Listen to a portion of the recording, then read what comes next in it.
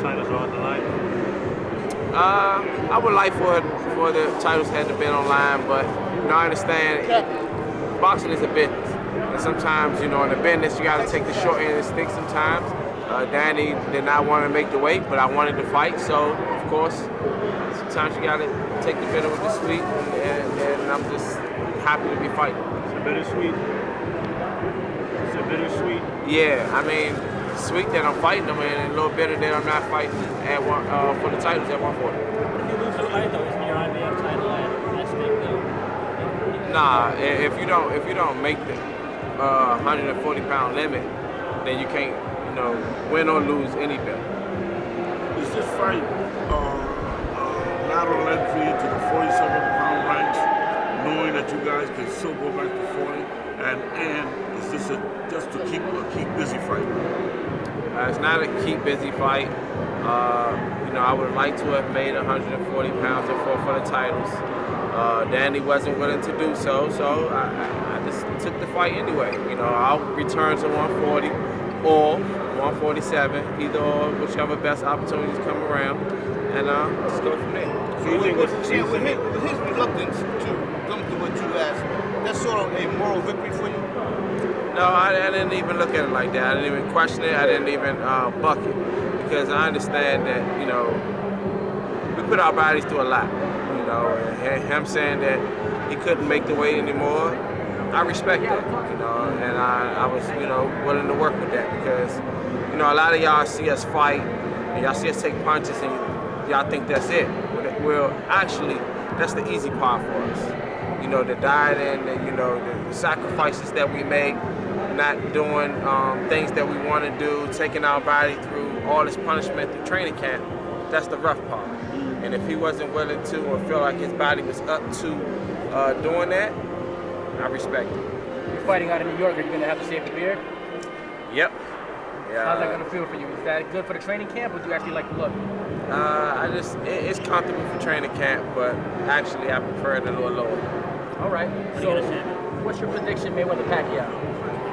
Of course, I have to go with Mayweather, but it's a close fight. I'll say 60-40. 60-40. How do you feel that they put Amir Khan so high up there? You beat him, and he's like one of the guys that's next in line for that winner, possibly. Boxing is a sport, but it's also a business, and that's the business part that I understand and respect. Would you rather have the fight at 140, or are you okay with that? I would rather have it at 140, but if they would have said the fight was at 47, 135, 150, either way I would too. How hungry are you to prove people wrong? I'm not worried about. I'm not really trying to prove anyone wrong, but this fight is important for me. I want to win it. I want to be considered the top guy, and Danny Garcia is considered the top guy. That's the guy that I want to be. A lot of people say and go back and forth about him beating Matisse and me losing to Matisse, and think that's supposed to mean something. Anybody that knows boxing knows that means absolutely nothing. Come Saturday night, I'll prove to everyone, I'll show everyone that I'm a better fighter than Danny Garcia. Brian Angel from Behind the Glass. Nice, thank you for having the interview. Real quick, Angel Garcia is on record saying that the difference between the fight will be the power, saying that you're a come-forward fighter, and once you come into Danny's range, he'll make you pay. Do you feel like that's a fair assessment, or do you offer something different than what Angel has said? That's his opinion, and I respect it, but we could go on record and say Danny is the better puncher. But if you said Danny Garcia was stronger than me, then I would tell you it's a lie. How about the show between Khan? He stopped Khan. You beat Khan in split decision. Does that say anything about the power, or that you're not really concerned about that? Looking at your reaction. I'm not worried about the power, man. And these questions keep coming up, and I don't know why, but maybe y'all just like to go through y'all notes as y'all go through. If you're gonna go through the notes, go through the notes, man. Danny Garcia had a split decision with Kendall Hawk that I knocked out. No one fails to mention that, though. But we're gonna keep going with y'all road. No. Oh yeah, Danny's the puncher. He's strong, and he's gonna knock Lamont Peterson out if he's gonna win. But basically, I'm comfortable. What I'm telling you is, I'm comfortable. Wherever way this fight go, I'm comfortable, and I'm almost guaranteed to win.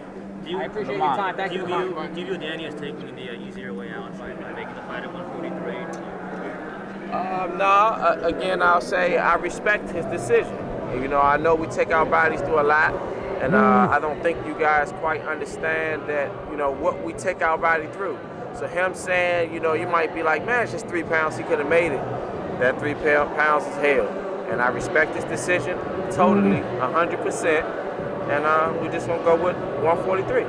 Lamont, Enrique, the casual fan from the Boxing Voice. I have a question. In the media, Danny has been saying all the opponents you beat, he has beaten. Do you think they're taking you lightly? No, I don't think they're taking me lightly. Of course, he's, you know, as a fighter, he's going to point out certain things to make his confidence, to boost his confidence. But he know at the end of the day, this is a fight. Right. He know at the end of the day, he never fought no one like me. Right. One more question. Go ahead. I'm expecting victory, a big victory Saturday night.